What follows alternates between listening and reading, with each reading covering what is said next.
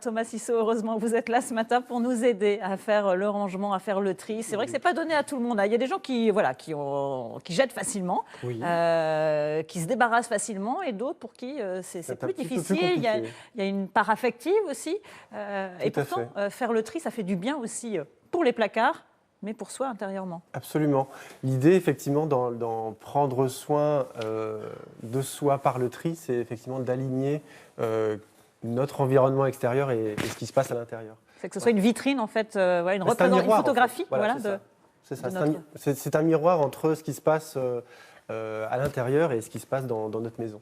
Donc c'est vrai que parfois, c'est compliqué de vivre ce décalage et d'un coup, il y a un matin, on se réveille, on se dit mais qu'est-ce qui se passe, quoi. C'est plus représentatif de ce que je donne. Et c'est ça qui fait en fait qu'à un moment, il faut trier. Il y a ce déclic, il y a ce décalage qui nous saute à la figure. Exactement. Et c'est à ce moment-là où, même si je n'ai pas le temps de le gérer tout de suite, ce déclic, c'est surtout de le garder à l'esprit et de se dire, OK, là, j'ai bien capté qu'il y avait quelque chose qui allait plus et je vais faire quelque chose à un moment. Donc là, c'est de prendre rendez-vous avec soi-même. Alors, vous intervenez justement chez les particuliers pour les aider à arriver à jeter. Alors, on ne dit pas jeter, hein, vous n'aimez pas le mot jeter. Non, je n'aime pas le mot jeter parce que jeter, il y a quelque chose de je n'en ai plus besoin ou je ne reconnais plus à quoi ça m'avait servi. Alors que c'est justement ça, la difficulté. Absolument. Donc, on ne veut pas jeter cette part affective, en fait, quelque part, qui est là. Donc, il y a vraiment un deuil à faire avant de jeter. Mais moi, je parle de faire confiance à la poubelle. Alors, c'est peut-être, ça fait sourire, c'est un terme qui est peut-être un petit peu grand, un petit peu pompeux, mais je pense réellement que derrière la poubelle, et on a plein d'exemples que le recyclage existe, qu'il y a une suite après la poubelle.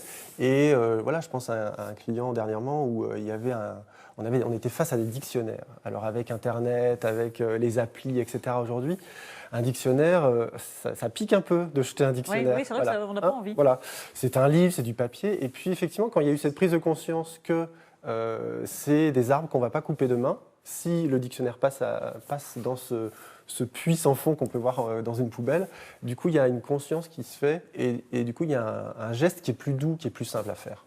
Alors, vous intervenez, donc je le disais, chez les particuliers, il y a des questions clés à se poser quand on veut faire du tri. C'est quoi justement la méthode? Il y a une méthode Alors effectivement, j'ai mis une méthode au point qui s'appelle le tri conscient. Alors avant d'entrer dans la matière, avant d'entrer dans les placards, les tiroirs, c'est de se poser et de vérifier où sont les besoins, d'aller chercher vraiment de quoi j'ai besoin chez moi. Et ensuite, effectivement, j'ai mis une méthode en place avec ces fameuses 5 questions. Qui sont donc, on a envie de savoir. C'est les 5 questions de la réelle utilité des choses. Parce qu'en fait, le piège, c'est que tout sert. Et c'est bien ça le problème. C'est que tout ce qu'on a autour de soi, on se dit oui, mais ça sert.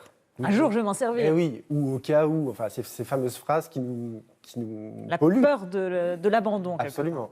Et effectivement, ces 5 questions, c'est... alors, je peux les lister. Listez-les, parce que nos téléspectateurs attendent. Là, ils sont avec leur petit bloc-notes en train de... Donc, allez-y tout doucement, qu'on ait le temps de noter. La première question, c'est est-ce que ça sert? Concrètement, c'est d'aller voir si le morceau de machin, le bout de bidule, est-ce que concrètement, ça sert à quelque chose pour moi? Alors là, j'ai l'exemple type, c'est les fameux connectiques, où on voit passer dans sa vie plein de téléphones portables ou autre chose.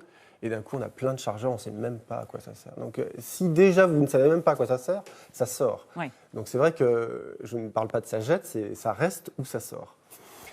Ensuite, est-ce que ça me sert? Est-ce que je peux me l'approprier, cet objet? Est-ce que concrètement, je vais l'utiliser? Je vais l'utiliser. La troisième question, c'est à quoi ça va me servir? Donc là, je vais vraiment me voir l'utiliser. La quatrième, c'est le fameux délai, c'est quand ou dans quel délai je vais m'en servir. Et la dernière, et c'est la plus pointue à mon sens, c'est vais-je penser à m'en servir? Oui, parce qu'en général, on le met dans un tiroir, on sait qu'on l'a, et puis si on ne l'a pas utilisé au bout de 3 ans... Exactement. Alors, justement, pour bien concrètement voir l'effet de ces questions que vous posez, on va voir quelques images d'intervention que vous avez fait chez des particuliers. Alors, on va commencer avec le tiroir de cuisine. Le fameux tiroir. On va se rendre compte que ça fait du bien, hein, parce que là, on voit, c'est un peu le Capharnaüm. Le fameux tiroir, j'appelle ça les espaces appendices de la maison. On a tous, parce que le corps est bien fait. Hein, c'est un gros appendice. C'est un gros appendice. Quoique celui-là... pour un petit cerveau. Allez, 40 cm sur 20, c'est quand même pas le grand tiroir, mais ça montre que ce fameux ce fameux geste de ok, j'ai ça dans les mains, je ne sais pas où le mettre, et ben, je le mets dans ce fameux endroit, ce que j'appelle l'appendice. Allez, je le range là. Voilà, je le range là, on verra Je ça le plus tard. retrouverai. Exactement. Et donc, on arrive à un moment, à ce genre de résultat-là. On arrive à un moment surtout où le tiroir ne s'ouvre plus. Merci. C'est un peu un signe. C'est un peu du vécu. Hein. C'est un peu un signe, effectivement, de se dire tiens, mais je ne sais même plus ce qu'il y a au fond de mes tiroirs. Est-ce que vous savez ce qu'il y a au fond de vos tiroirs, Christine? Oui, moi aussi. Oui, bien sûr. Parce qu'on a ces fameuses habitudes de je remplis, mais avant de faire sortir, je re-remplis. Voilà. Et c'est ce mouvement de toujours plus, toujours plus, qui fait qu'à un moment, ça c'est gavé. Et voilà, on est dans le bazar. Donc, on arrive à ce genre de résultat-là. Et quand vous intervenez, on arrive à ce genre de résultat-là. Plus agréable. Voilà, je tiens à dire quand même que c'est une photo dans un processus. Donc après, ce tiroir, comme il y a eu de l'espace de fait, il y a eu de la nouveauté et des nouvelles choses qui se sont placées. Et ça, c'est plutôt dans le côté ergonomique et réaménagement. C'est qu'ensuite, c'est de savoir où on met les choses et pourquoi. Et donc là, dans ce tiroir de cuisine, il a pu du coup recevoir ce qui avait vraiment besoin d'être là à ce moment-là. Ce qui fait des objets vraiment utiles. Exactement. Donc là, on est sur la fin du tri de ce tiroir-là, avec, effectivement, on le voit clairement, cet espace qui a été... Et c'est bien parce qu'on peut encore en mettre. Mais exactement. C'est pas le principe. Et en même temps, non, c'est un peu le principe, c'est que quand vous faites de la place Oui, dans vos armoires... On remet dans le tiroir derrière. Bien sûr, mais c'est un peu... La vie est un éternel... Et c'est pour ça que Thomas est là, parce que comme ça, il peut réintervenir. Alors, l'idée, c'est effectivement de rebrancher, merci de dire Il vous en prie. cette histoire-là, c'est de rebrancher l'habitant dans son cycle de vie. C'est-à-dire que ce serait un leurre de se dire, et ça c'est le deuxième piège, c'est que ça y est, j'ai tout rangé, maintenant ça va rester comme ça. Oui. Et ça c'est le deuxième, Oui. c'est l'inverse, c'est l'antipode du bazar. C'est une autre façon de voir le bazar, c'est que c'est le fait que ça soit stagnant, c'est pas OK, ça ne fonctionne pas comme ça. Ouais, Voilà. c'est un éternel Cycle. Et donc, c'est cette fluidité à trouver entre ce que je garde et ce que je veux dans ma vie de tous les jours. Alors, on va montrer un deuxième exemple, le bureau. Là aussi, c'est souvent dans les placards sous le bureau. On en met plein. Oui. Alors, on va voir les photos. Voilà le avant. On a même du mal à fermer les portes. Et ça, c'est le après. Ah, c'est mieux. Alors là, on a l'impression qu'effectivement, ça respire. Ça fait du bien, en fait. Voilà, effectivement. Visuellement, en plus, c'est... Exactement, ça fait du bien de voir, et ça c'est en lien avec la 5e question, de voir les choses qui fait que du coup, je vais penser à aller les chercher et m'en servir. Donc c'est vrai que ça, c'est plutôt une histoire de l'ergonomie, du réaménagement, qui est la deuxième étape de mon travail et de ma méthode. C'est qu'une fois que j'ai sélectionné, que j'ai trié mes affaires, je sais ce qui me reste et ce qui va m'être utile, et ensuite je les réintègre dans mes Et on les retrouve plus facilement. Exactement. Et c'est vrai que ça fonctionne. Et sur le fort intérieur, c'est ce que vous disiez, on a un bien-être. Il y a un alignement, il y a une fluidité du mouvement, de la vie qui fait que je ne vais pas passer 3 quarts d'heure pour chercher mes clés, mes papiers de voiture. Enfin, voilà, ça parle à personne, évidemment.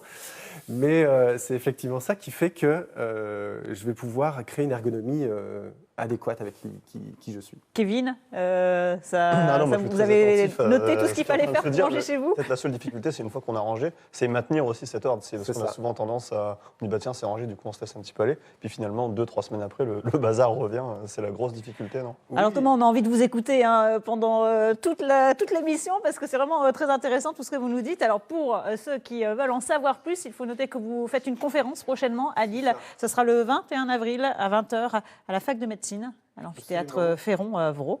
C'est ça, voilà. la thérapie par le tri, donc c'est là où effectivement je développe davantage ma méthode. Et c'est une conférence atelier, donc c'est en plus interactif avec des exercices à chaud, Pratique. en direct, qui fait que effectivement les gens qui écoutent cette conférence peuvent partir avec des clés pour les appliquer dans leur placard et leur maison intérieure. Bon, et puis je rappelle que vous intervenez également à domicile pour les personnes qui veulent faire ce grand nettoyage de printemps. Merci beaucoup Thomas d'être venu sur notre plateau. On va tout de suite nous